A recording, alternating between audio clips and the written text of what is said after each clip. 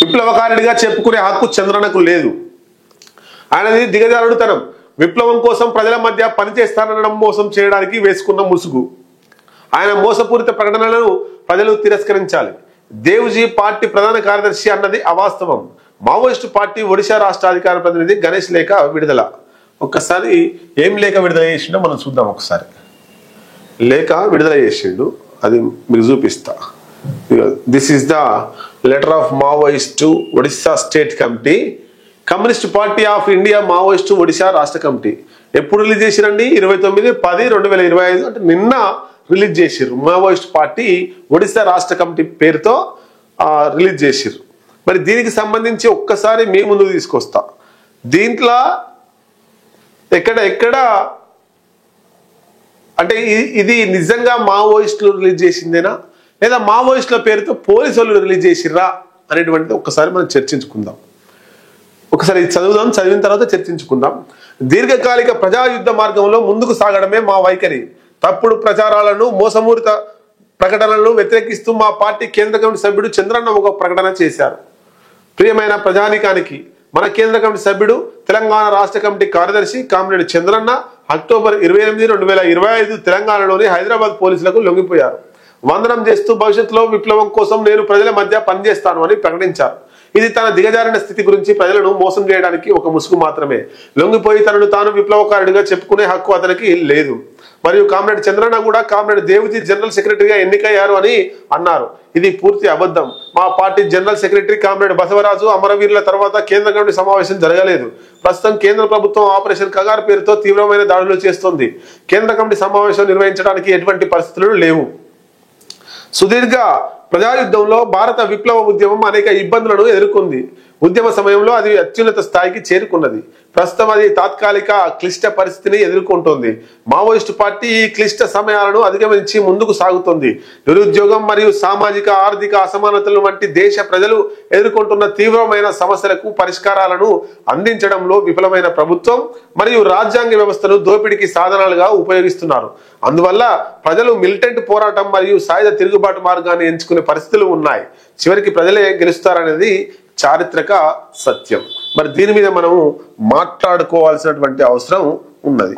ఏం మాట్లాడుకోవాలి అన్నప్పుడు, ఈ రిలీజ్ చేసినటువంటి లెటరు నిజంగా మావోయిస్టులు రిలీజ్ చేసిర్రా లేదా మావోయిస్టుల పేరుతో ఇంకెవరైనా రిలీజ్ చేసిరంటే ఇది 100% మావోయిస్టులు రిలీజ్ చేసినట్టు మనకు అనిపిస్తలేదు. ఎందుకు అన్నప్పుడు, ఎక్కడ రాష్ట్ర కమిటీ? ఒడిశా రాష్ట్ర కమిటీ. ఒడిశా రాష్ట్ర కమిటీ. ఒడిశా ఏ భాషలో రావాలి? తెలుగులో వస్తుందా లెటర్? తెలుగులో రాదు కదా. ఏ భాషలో రావాలి? హిందీలో రావాలి కనీసం దేశ ప్రజలకు అర్థం కావడానికి. హిందీలో లేకుండా తెలుగులో రిలీజ్ చేసిండ్రు ఈ లెటర్ని. కాబట్టి ఒక్కటి. రెండవది, దీంట్లో పూర్తిగా అంటే మావోయిస్టులకు సంబంధించినటువంటి పదాలు, మావోయిస్టులు విడుదల చేసినటువంటి అలా మెంటాలిటీ ప్రకారం ఈ రాతలు లేవు. అంటే మావోయిస్టుల వొకాబులరీ వర్డ్స్ దీంట్లో లేవు. మావోయిస్టుల పదజాలము ఈ లెటర్లో లేదు. కాబట్టి ఈ రెండు కారణాలు వల్ల ఇది మావోయిస్టులు రాయలేదు, మావోయిస్టుల పేరుతో వేరే వాళ్ళు రాశారనేటువంటిది ఒక నిర్ధారణకు రావడం జరిగింది. మరి ఎందుకు ఇది మావోయిస్ట్ పేరుతోటి మరి ఎవరు రిలీజ్ చేసిర్రు అంటే పోలీసులో ప్రభుత్వం వ్యక్తుల చేత ఎవరితో రిలీజ్ చేసి ఉంటుంది. ఎందుకు రిలీజ్ చేసిర్రు మరి అన్నప్పుడు, మొన్న లొంగిపోయినటువంటి చంద్రన్న, ఇంకో ఆయనే బండి ప్రకాష్, ఈ ఇద్దరు కూడా లొంగిపోయారు. అంతకుముందు లొంగిపోయింది ఎవరు? సోను మల్లోజుల, సోను ఎందుకు అనాలి, మల్లోజుల వేణు, నెక్స్ట్ ఆశన్న, వాసుదేవరావు, తక్కెళ్ళిపల్లి వాసుదేవరావు,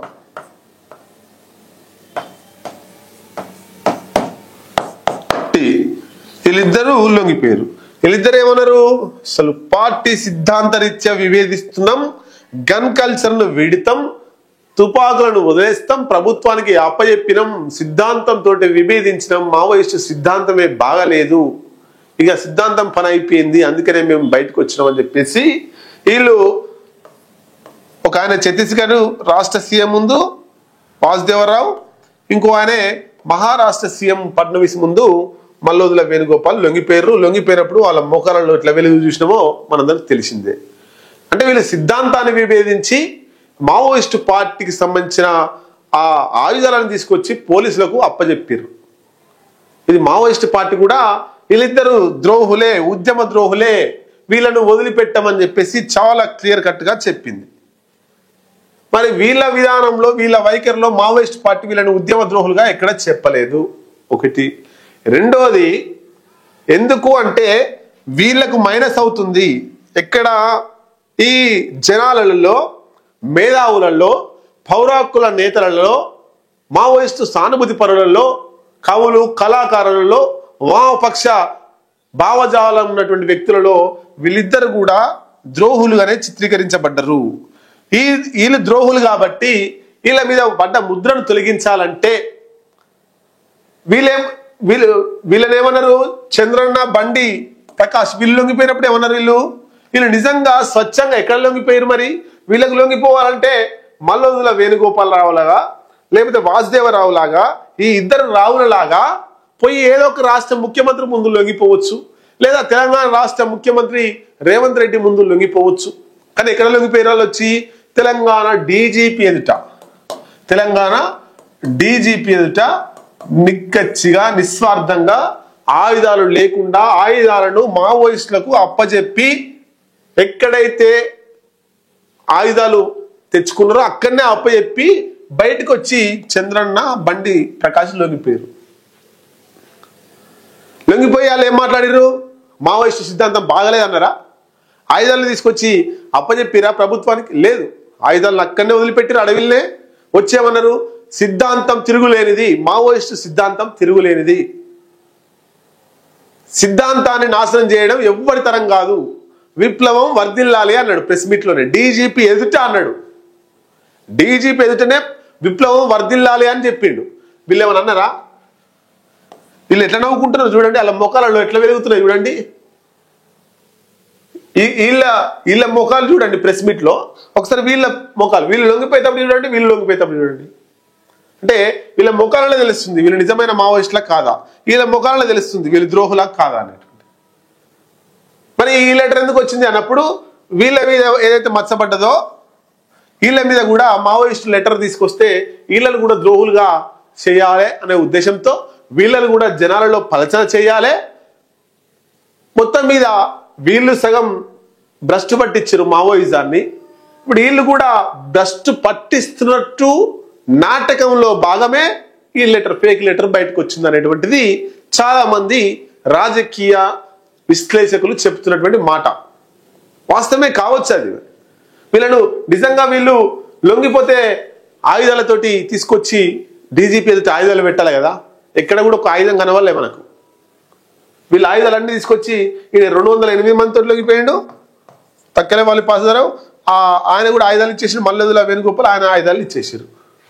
వీళ్ళు దాచుకున్నాయి, వీళ్ళ తాతలు ముత్తాతలు సంపాదించినటువంటి ఆయుధాలు అవి తీసుకొచ్చి ముఖ్యమంత్రి చేతిలో పెట్టిరు.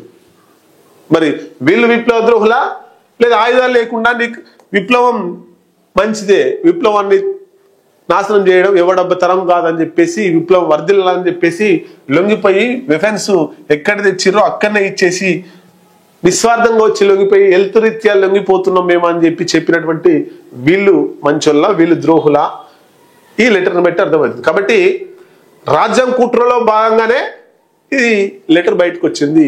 వీళ్ళు డ్యామేజ్ అయ్యారు. మల్లోదుల వేణుగోపాల్ డ్యామేజ్ అయ్యిండు, వాసుదేవరావు డ్యామేజ్ అయ్యిండు. వీళ్ళు బయటికి రావడం వల్ల మళ్ళా మావోయిస్ట్ పార్టీకి సపోర్ట్ పెరుగుతుంది. ఎందుకంటే వీళ్ళు సిద్ధాంతాన్ని వ్యతిరేకిస్తలేరు. మావోయిస్ట్ పార్టీ మంచిది అంటారు, వీళ్ళు మంచిది కాదన్నారు. వీళ్ళు మంచిది కాదన్నప్పుడు ద్రోహులుగా మిగిలిపోతారు, వీళ్ళు మంచిది అన్నప్పుడు వీళ్ళు హీరోలుగా మిగిలిపోతారు. కాబట్టి ఈ హీరోల్ని జీరో చేయడం కోసమే ఈ లెటర్ బయటకు వచ్చింది. అట్లా అంటే కొన్ని రోజులు అయితే తెలుస్తుంది మరి ఈ లెటర్ మేము విడుదల చేసినామంటారా, మావోయిస్ట్ పార్టీ విడుదల చేయలేమంటారా, ఇంకా క్లారిటీ వచ్చే అవకాశం కూడా ఉంది.